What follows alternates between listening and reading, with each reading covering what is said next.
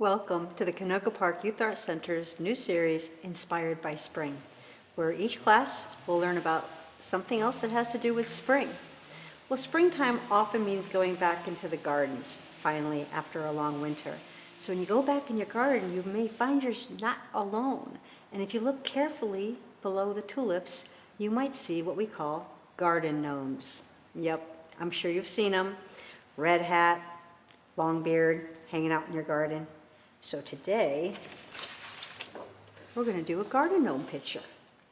Now, remember, garden gnomes are small. So when we draw our plants around it, they're going to be big. But it's very simple. Look at my basic shapes. It's a triangle. There you go. I forgot to put this guy's ears in. And then we just have this kind of circle-y shape for his arms. And then just two rectangles. There's a little bit of his shirt hanging below there. So gnomes are really simple to draw, and it gives us a chance to draw flowers really big too. Let's take a look at some gnomes. Gnomes started in Germany, but quickly spread, and they were used in the gardens of wealthy people. They usually always have this red pointy hat that you can see and the long beard, and they're usually doing something leisurely in the garden, like watering or napping. Sometimes they're smoking a pipe. This guy here, he's helping a bird get back going on in his garden. So people buy these gnomes and they stick them in little tiny places in their gardens, so they're kind of secret. Now the folklore about gnomes, and each time a gnome showed up in a different country, that country would take their folklore and kind of use that. So in some countries they were fairies, like look at that happy little guy there. So in some countries, they became the fairies, they became the creatures that kept your garden safe and helped it grow. So everywhere these gnomes showed up, people kind of incorporated them into their mythology and their stories about fairies and elves and gnomes. So a lot of people will often buy the little mushrooms and things like that that go along with them. Now these days, they make really, really tall ones, or really, really small ones, but these that they were first making are about a couple feet high. So there's our happy gnomes. Let's take another look at my drawing. So I want to point out just a couple things to you before we begin. I won't lie, when I drew this, I had to draw it like 5 times before I could fit the whole thing on. My hat just kept getting too big and I ran out of room. So that's always something to consider. You have to kind of sketch it in first to find out if you have room for the whole body. So we'll start with a tiny hat at the top, and I will show you how we're doing that. Also, look how big my flowers are. That's because our gnome is so small. I wanted to show the scale. So these flowers are really, really big.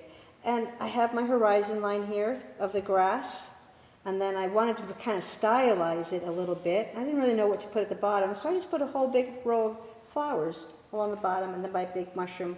Do you see how we can see under my mushroom? I'll show you guys how to do that. Shall we start our drawing? Let's begin.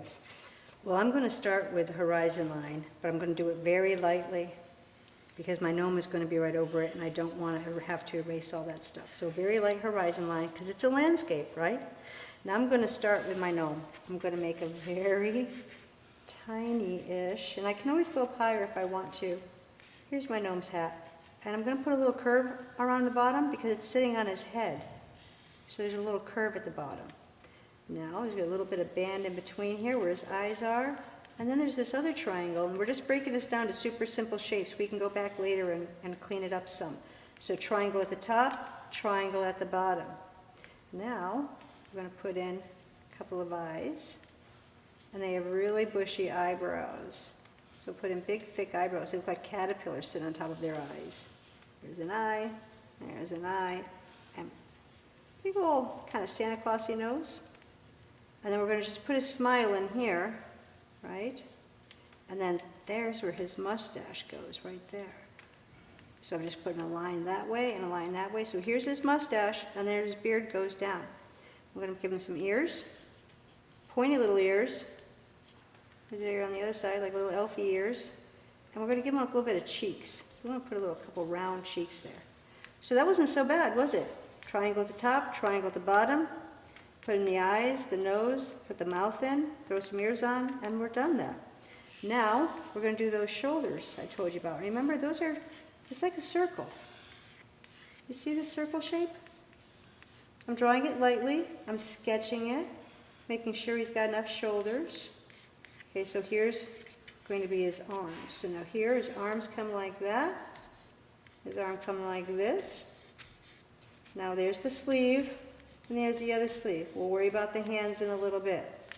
The bottom of his shirt is just a rectangle. A line down here, a line down here, and then that. So that's like a rectangle underneath of our circle. So now all we need are the legs. Those are just two rectangles, and they're not that long. Remember, these guys are short. Okay, I'm just going to put a couple oval on for shoes. There's my shoes. Now, your gnome can be doing anything he wants. He could be holding a bird, he could be holding flowers. My gnome is going to be holding a watering can, which is really a simple thing to draw. It's a square, and then I put a triangle on it. Are you starting to see it? And then I put an oval here. Watering can. Here's my thing that they hold on to. And now he's just going to have his little knuckles there because his fingers are rolled in and we can't really see them. So we just see these knuckles. Maybe there's a thumb up here, a thumb up here. There we go. Our gnome is officially holding on to his watering can. Now if we wanted to, we could make this beard come even longer now that we know we have all that space. All right, here's our gnome. Now let's give him a place to live. We have our horizon line here. I'm going to make that darker now that I know it's not going behind him. I'm going to put in some grass. I'm going to draw that lightly to begin with. So I'm just making sure each blade of grass is a little different than the one that came before it. Now I'm going to do my flowers. I'm going to start here. I'm going to make a wavy line that goes all the way up. And another one, like a snake, right? Because that's the stem of my flower. I'm going to have another flower coming out here. So there's the stem of that. I start with the middle of my flower, the circle, because I'm making daisies. And then I'm going to put my daisies. And the fact that I'm running out of room is okay. You can have stuff go off the top of your page. That's totally fine. So here's one daisy. I draw the circle, and I draw my daisy around him. Da, da, da, da, da, da. Now I'm going to do the leaves. Because remember, flowers have to have leaves. Here's my leaves. I'm going to put the little thing at the bottom to show that's where the bottom of my plant is. Let's go to the other side. Wiggly line. Another wiggly line. So I'm making kind of like this snaky thing. And we're going to have another flower coming off of this one too. So I start with the circle. And I do my daisy petals. And again, going off the page, but that is totally okay to do. Here's circle, daisy petals. All right, now we need our mushroom. So I'm going to overlap my mushroom over my flower here. I'm just making like an upside down U. And I'm going to do this. So it's a U and like a little frown at the bottom. And it comes around like this. Do you see how that looks like an eyeball there, this oval? This is the bottom of my mushroom. Now my mushroom needs a stem. And that's round too. So anytime you have something round, you've got to show the round there, and we're going to show the round up here. And you know how they have all those cool little lines that come out like that? The underside of a mushroom is different than the top side. Now let's just put some fun spots on them. We'll put some fun spots. So here's our mushroom. The last thing that we need are the flowers that go around the bottom. So I'm just going to do a row of flowers. You guys can do it any way you want. This just kind of makes it stylized. In other words, this is a picture of a gnome, and we're just going to make up what he's standing on. He's in a garden, we know that, so flowers seem like an appropriate choice. So I'm putting in a row of flowers along the bottom. And I'm going to put one more in here. And what's a flower without the leaves? So let's fill in some of this blank space with leaves. If you put a line down the middle of the leaf, they look more realistic, because that's what they have in real life. All right, one more leaf, one more leaf, one more leaf. Whoops. There we go. Now the last thing I would do, I'm just going to make these eyes so I'm sure you guys can see the face on my little dude here. There we go. His little nose. And his smile. Don't forget those bushy eyebrows. Give him a little bit of lines there.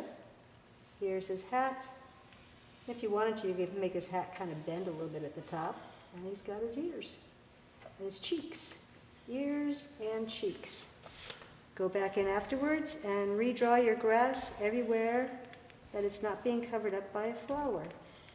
And that way you show the scale. You want to show that our gnome is very small and is being dwarfed by all the other flowers that are in the garden because they're so much taller than he is. You know, it would be really great if you guys had some paint, and you can buy it at the dollar store, right? So I painted my picture of my garden gnome. I used oil pastels, but again, crayons will work too. And I used the oil pastel color that I wanted that the object was. So on the green stem, I used the green oil pastel. On the red pants, I used the red oil pastel. Blue shirt, blue oil pastel. So I colored everything in, but look at all these greens. Green number 1, green number 2, green number 3. So there's all these different ways that you can mix your colors to come up with different greens. So as you can tell, our garden gnome looks much more happy when he's colored in because he's living in a garden which is full of color. So that was our lesson on garden gnomes today. Maybe you have one. Maybe you can go out in your yard and draw the one that's sitting in your yard. Thanks for joining us at the Canoga Park Youth Arts Center's new series, Inspired by Spring. We'll see you again for another class about springtime.